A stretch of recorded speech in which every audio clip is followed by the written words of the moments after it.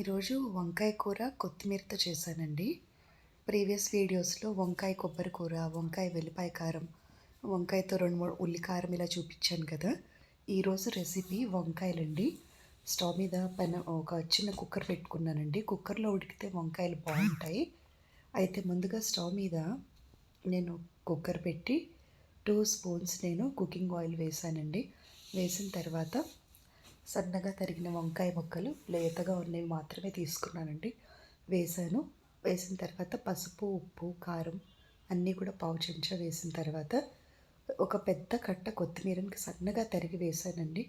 ఇందులో 2 పచ్చిమిర్చి కూడా సిజర్తో సన్నగా తరిగి కట్ చేసుకొని వేసుకోవాలి.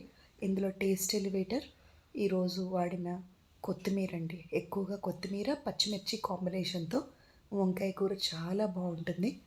Please try this. Please subscribe my channel. Thank you.